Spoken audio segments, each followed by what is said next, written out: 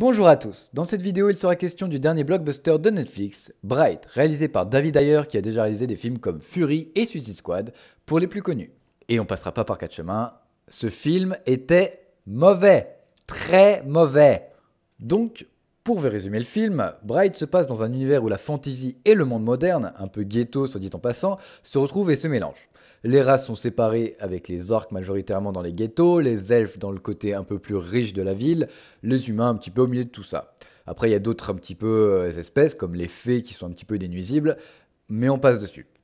Donc le film va suivre deux flics issus de deux races différentes, un humain joué par Will Smith, un orc joué par Joel Edgerton.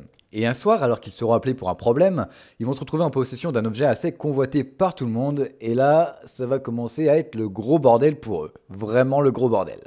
Donc si je devais un peu plus donner mon avis, je dirais que c'est un bon film d'action, et faut pas aller chercher à comprendre plus loin. Profiter des belles scènes, des beaux décors, des petites touches d'humour par-ci par-là, et puis voilà, c'est un film pour se poser, pas réfléchir, penser à autre chose, et voilà. On va commencer par les points positifs. Donc comme je l'ai dit, les décors sont magnifiques. Je m'attendais à être déçu un peu par un univers mal exploité, mal fait avec des effets spéciaux un peu sales, pas du tout. L'univers fantasy est bien incorporé dans un monde contexte moderne, et puis vraiment la rue avec les orques et tout, c'est super bien fait. On voit beaucoup des gangs d'orques, c'est bien des tags, mais un peu fantasy.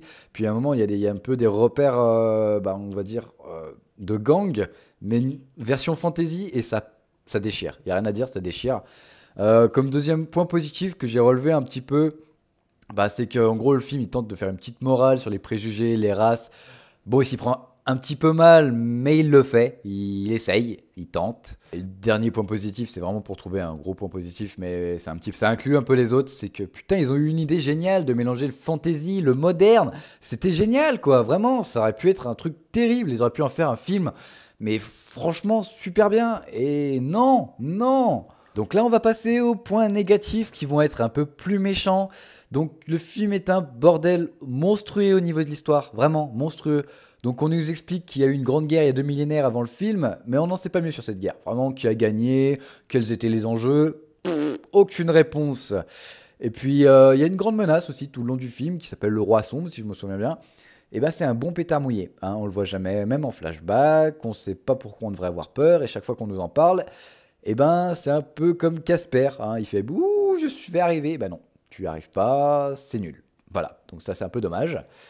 Je vais rester tranquille, mais les personnages ne sont pas attachants du tout. On ressent rien pour eux, on s'en fout quoi. Littéralement, l'orque qui est joué par Joel Edgerton, il est maltraité. Ça se voit dans la vie de quotidien, il est maltraité, mais on s'en pas les steaks parce qu'on ressent pas, on ressent rien de ce qu'il vit et on voit pas vraiment d'émotion sur sa gueule. Bon, c'est un orque en même temps, mais bon. On voit pas, il baisse la tête vite fait, mais on ressent pas les émotions. On devrait être triste pour lui parce que vraiment il lui arrive des misères, le pauvre gars. Et vraiment, pour moi, le jeu d'acteur il y est pas et c'est mal amené, c'est mal fait. Vraiment, ce film est mal fait. Donc, forgez-vous quand même une petite idée, regardez-le parce que c'est quand même un bel univers et que c'est des belles idées, c'est super cool quoi.